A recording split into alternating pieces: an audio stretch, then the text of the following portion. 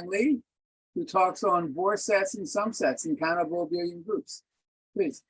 All right, so thank you very much, Mel, for the invitation. It's a pleasure to speak at CANT again. And yeah, so hopefully I can join you in person sometime in the future. So I'm going to talk about these topics, which I also talked about last year, but we have made some progress since then. So again, so I'm going to talk about groups. And let's define some standard notation. So the sum set of two sets A and B is defined to be the set of all little a plus little b, where A is in A and B is in category B.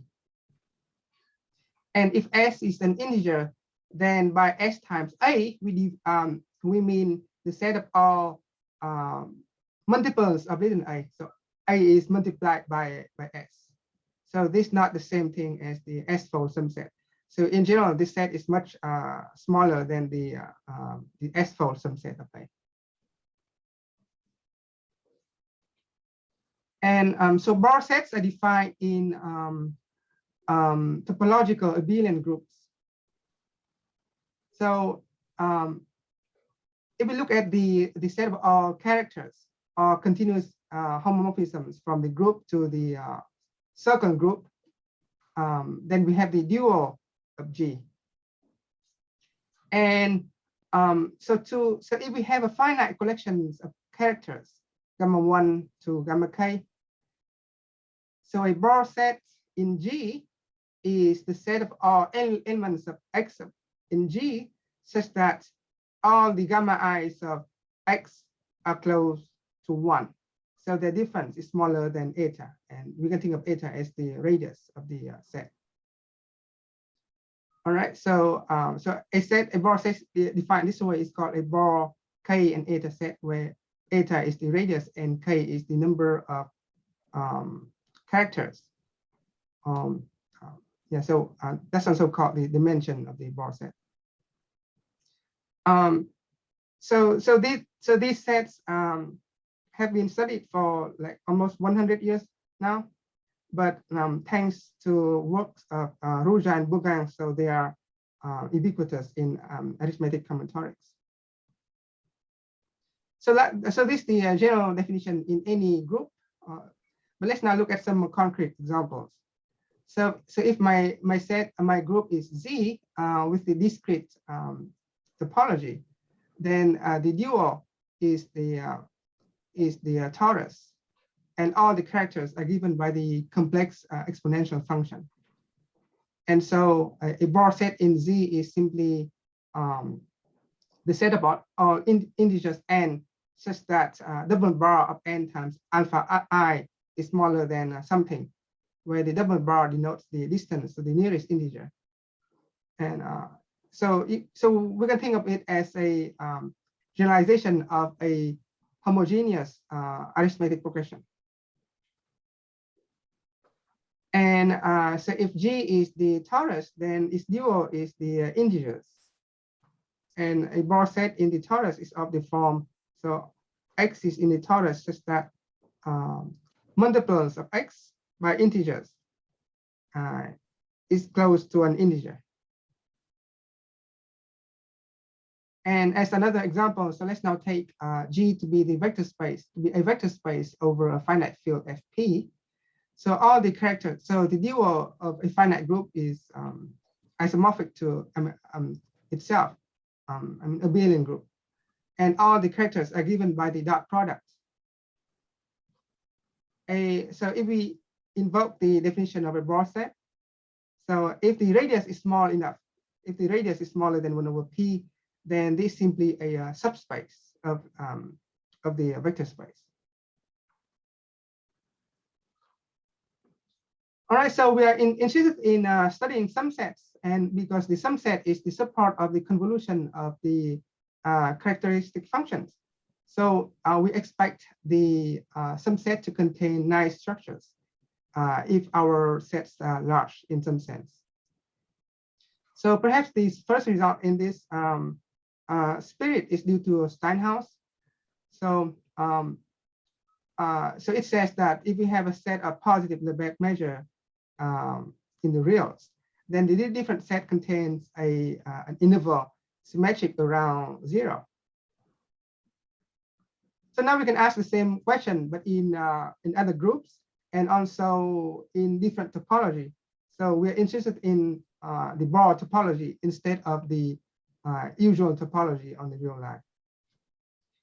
So let's make a definition. So the upper asymptotic density of a subset of the integers is defined to be the upper limit when n goes to infinity of the proportion of elements of A inside the interval from 1 to n.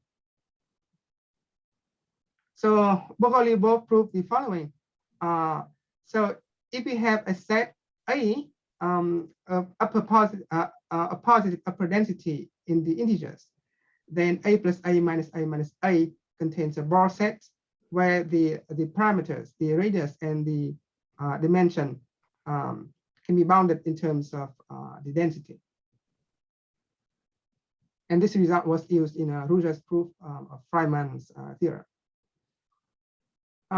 Okay, so this so Bohr-Lebow's theorem is an analog of Steinhaus theorem, and but it needs 4 copies of A. So a natural question is, can we reduce the number of summands? So is it true for A minus A? So the answer is no, and that's a result of Krish. But on the other hand, so A minus A still is still very close to contain a Bohr set. So that thanks to a previous result of Follner. So namely that it contains A minus A contains almost of a Bohr set. So a Bohr set and taken away, if we take away from it a set of positive of density 0.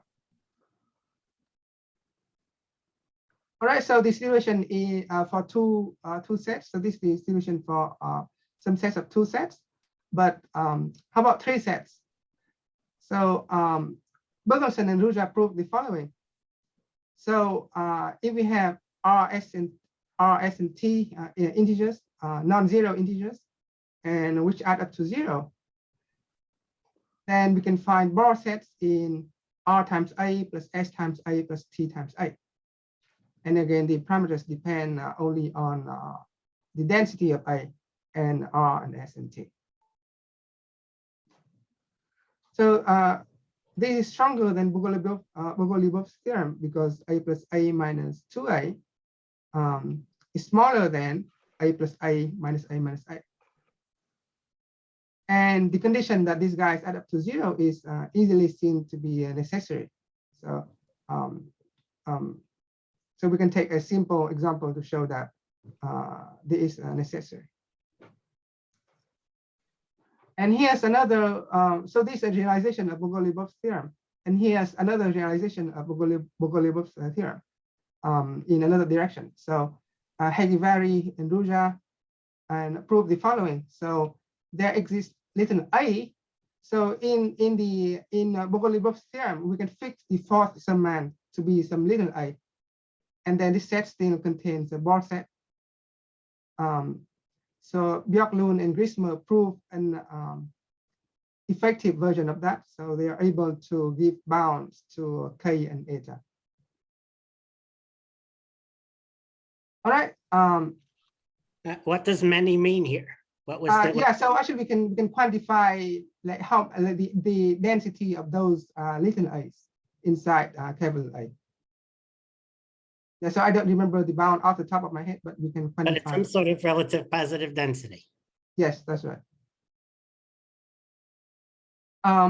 So far, so I stated these results in terms of the upper density, but actually, so they are also true for the upper Banach density. And the upper Banach density is defined to be this limit. So limit where we take the maximum proportion of A along intervals of length capital N. And so the upper Banach density is clearly greater than or equal to the upper asymptotic density. So this is about densities, but so we can ask the same questions, but for partitions. So so for partitions, then things are less well understood than densities. So here's a well-known question.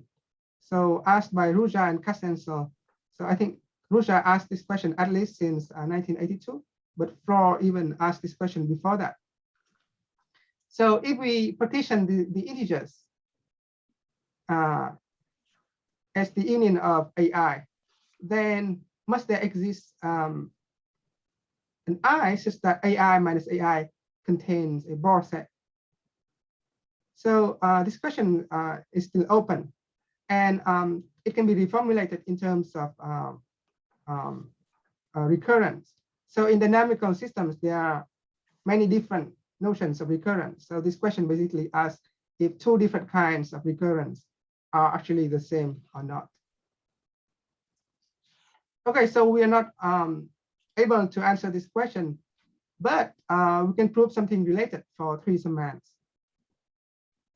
So we can prove some something analogous to the Bergenson-Ruja result. So if we have T and S, then and if we have a partition of Z, then we can find a cell AI such that T times AI minus T times AI plus S times AI contains a Bohr set. And actually, so this I depends on your T and S, right? And actually we can switch the order of the quantifiers. So you can find a single I that works for any S. So you can find a single I such that AI minus AI plus S times AI contains a Bohr set for any S. So so this is a progress towards the question of Carstensen and Ruja.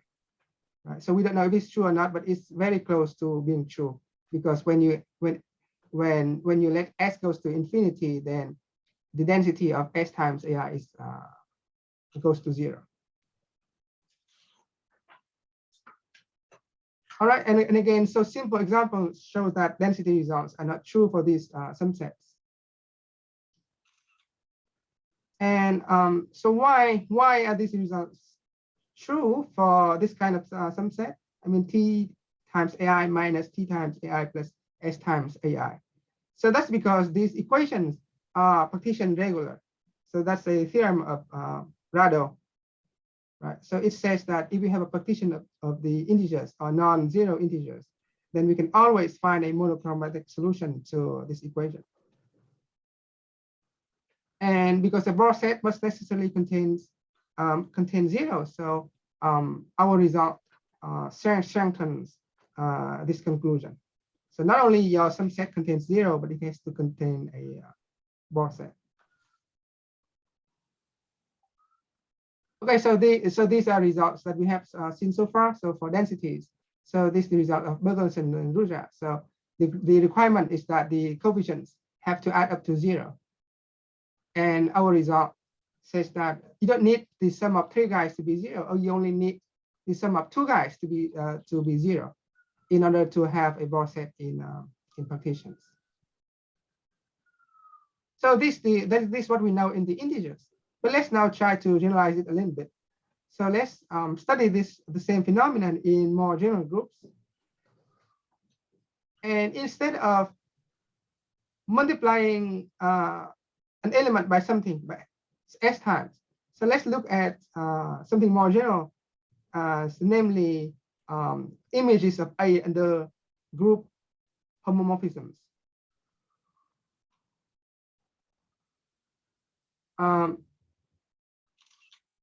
So we can study this in compact abelian groups. So in compact abelian groups, the normalized Hoang measure M plays the role of the density. So our condition is as follows. So we have 3 continuous commuting endomorphisms on G, and which have the following properties. So they add up to 0. And furthermore, the images of G under these homomorphisms have finite indices. Then we have the same conclusion. So if we have a set A whose measure is delta, and which is positive, then the sumset, the threefold sumset, so the images of A under these homomorphisms, so the sumset of these sets contain a Bohr set where the parameters depend on the measure of the set A and those finite indices. And we also have a corresponding result for partitions. So same thing for partitions, but for partitions, we only need 2 guys to sum up to 0. So the statements are very similar. First off, the finite index condition cannot be removed. So because for some like simple reasons. Because if you let your homomorphism to be 0, for example, then your threefold sumset is the same as twofold sumset, and we know that a twofold sumset doesn't have to contain a Bohr set. But in our statements, we require the homomorphisms to be commuting, and we do need that in the proof, but we don't know if this condition is necessary or not. So these statements are similar, but the proofs are actually different. So the proof for the density statement relies on a Fourier analytic regularity lemma proved by Bohr and Green. And the proof of 2 is more combinatorial and uses the Hales-Jewett theorem. All right, so this result is in compact groups, but we can talk about another class of groups, namely countable discrete abelian groups. So why are we interested in these groups? It's because in these groups we can also define the upper Banach density. So let's make the following definition. So a Follner sequence in a group is a sequence of finite subsets Fn with the following property. So for any element G of the group, the limit of the so this symmetric difference between Fn and Fn translated by G. So the proportion of that in Fn goes to 0. So for example, if your group is the integers, then and your Fn is the interval from 1 to n, then this forms a Follner sequence in the integers. And it turns out that all countable abelian groups have Follner sequences. So this is a consequence of the fact that all abelian groups are amenable.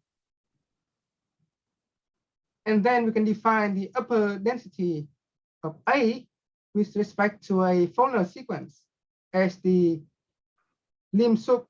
So this is supposed to be the lim sup of the proportion of A inside Fn when n goes to infinity. And we can define the upper Banach density of the set A to be the maximum.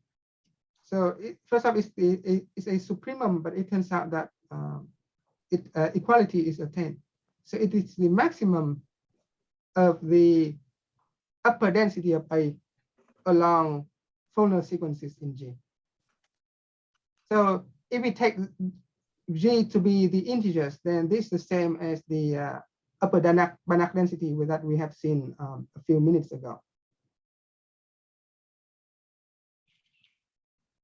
All right, so now we can prove something in these groups. So the conditions are the same. So so we have commuting endomorphisms on the group. So they add up to 0, and the images of G under these endomorphisms have finite indices. So if we have a set A with positive upper Banach density, then we can find Bohr sets in the threefold sumset, where the parameters depend on the density and these indices. And we also have a similar conclusion for partitions. All right, so before talking about the ideas behind this theorem, so let us take a concrete example. So I will just take an example in ZI. So, but the same thing is true in any number field. So the reason is that in any number field, then multiplication by an element is a homomorphism and whose image has finite index in the group. Right. So instead of multiplying sets by integers, then we can multiply them by Gaussian integers. So I can define, so we can identify the Gaussian integers with Z2. And so we can define the density or the upper density of a set as this limit. And if I have a set with positive density, then this sumset contains a Bohr set in Z2. And we also have the same, we also have similar conclusion for partitions.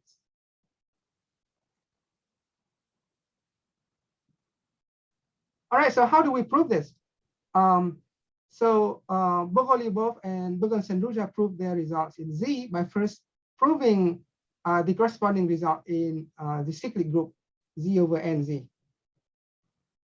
And if we know it in Zn, then you can transfer it to Z by a compactness argument. But this approach only works for Z, and it doesn't work in general groups because in a general group, so we don't know that, so there's no general way to make elements of a Fourier sequence into a group. So we also derive our results for countable groups from compact groups, but we have to do it differently by using correspondence principles. And again, we need two different different correspondence principles. So one for densities and one for partitions. So the one for densities follows. So it's similar to Furstenberg's correspondence principle, which is used in his proof of the Ceremedes theorem. So the upper Banach density is like a probability measure on the group G. So it's translation invariant, except that it's not a probability density, so it's not additive. So first off, we convert it into a measure preserving system. So which means that X is a probability measure, and T is an action of the group on X, which preserves the measure. So this models the addition on the group G. And then your set A becomes a set of positive measure in the probability space X. So the advantage, by moving from this group to a measure preserving system. So the advantage of this is that we can move from one measure preserving system to another. So you can simplify it. So we can simplify it to a simpler measure preserving system, namely a rotation on a compact Abelian group. And that's thanks to work of, so in this context, so we use the result of Ackensberg and Bergelsen and Best. But we cannot directly work with the Kronecker factor because we need a group that is closed under the endomorphisms induced by our endomorphisms on G. So to do that, then we have to work with a different group by enlarging the Kronecker factor. So this is the correspondence principle for densities. And for partitions, we need a different correspondence principle. So a partition of the group becomes a partition on a compact group. And this time the compact group is the Bohr compactification of G. So which is some compact group with some universal property. And the functions fi are given by invariant means on the discrete group G.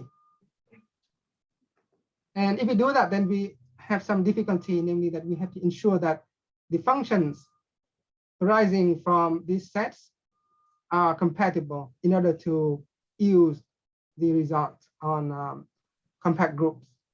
And so to do that, so we have to work with some special invariant means, namely extremo invariant means.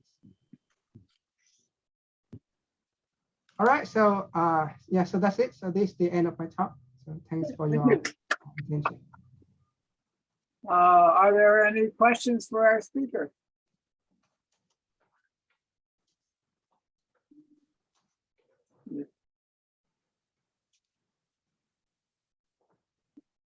Okay, then I thank you again for a very nice talk. And our next talk is in 4 minutes.